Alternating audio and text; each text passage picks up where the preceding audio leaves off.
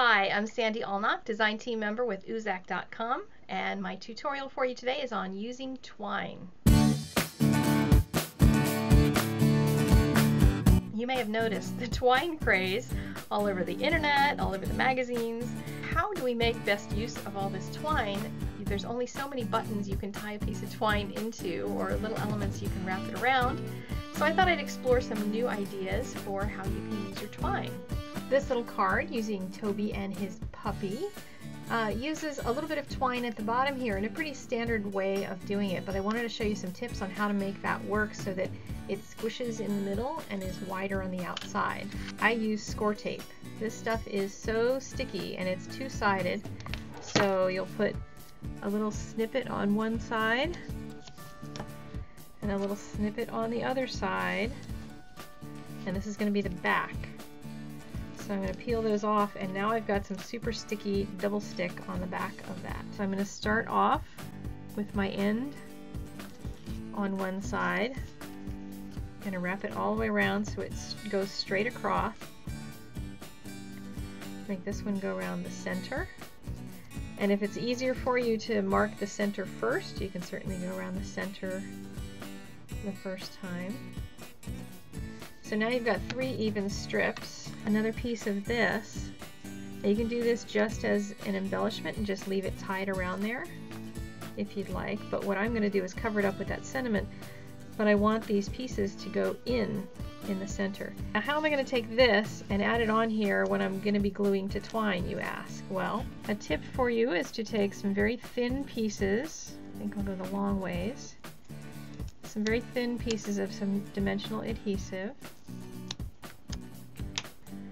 and place one alongside one end of where you want your sentiment to go.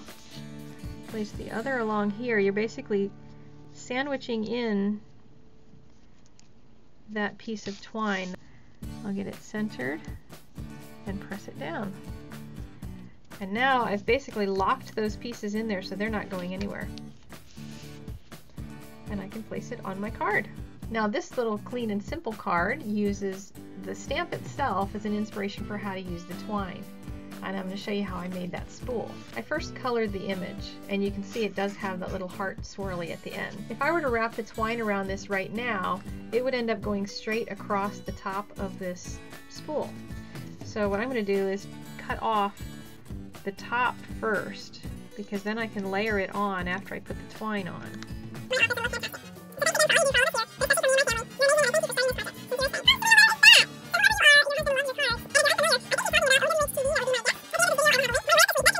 I'm going to freehand this. You could alternatively just stamp the spool stamp itself, and then all you have to do is follow along.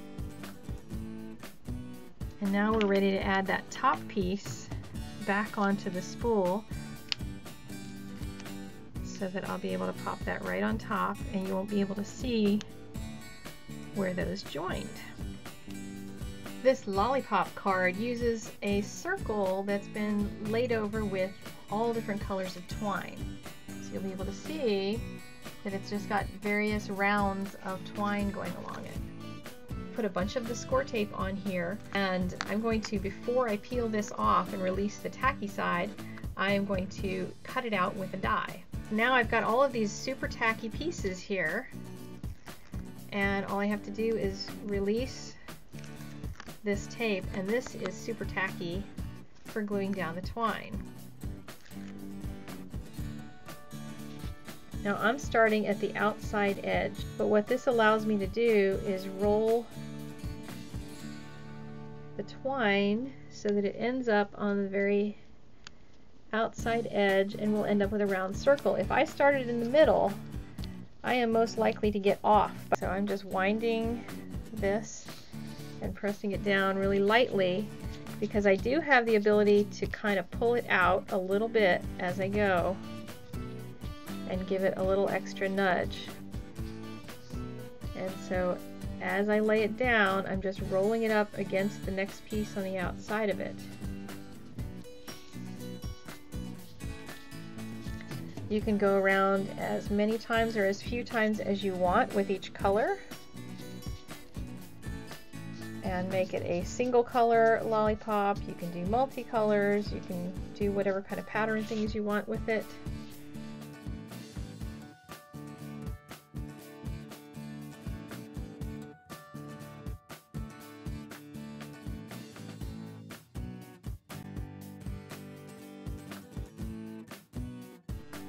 I use the same technique with smaller circles to make peppermints for little Kaylee from Some Odd Girl to hang on the Christmas tree.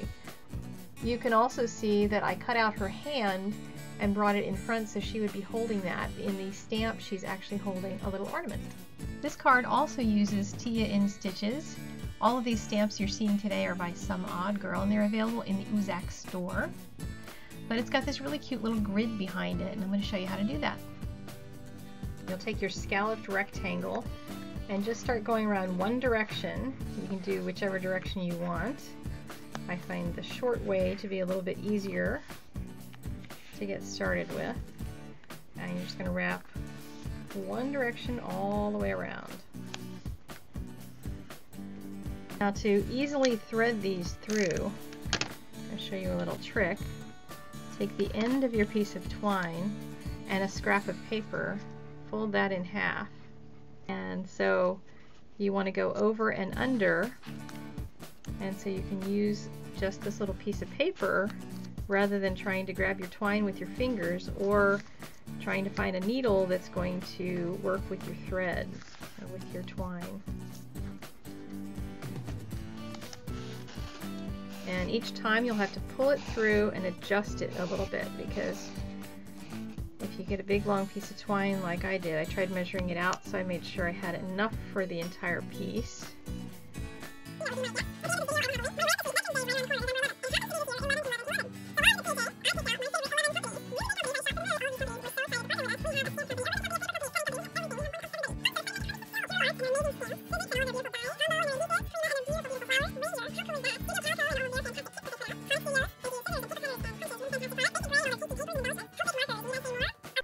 I want to add my hearts in here, tucked into the grid that I've just created. You could do something patriotic with stars tucked into something like this. That would be cute. Any kind of small embellishment. I'm using this Tombow liquid adhesive. You could also use glue dots in here. That might actually work even better than what I'm using. But I'm committed now, so I'm going to keep going. This will need to dry, however. And that is that. I hope you've enjoyed this tutorial. Thank you so much for taking the time to watch it. Leave me a like in the doobly-doo down on that corner and a subscribe up above. And your comment question of the day is, how long do you think this twine craze is going to last? It's been around for a while, and I certainly am enjoying it, but I'm curious to what you think.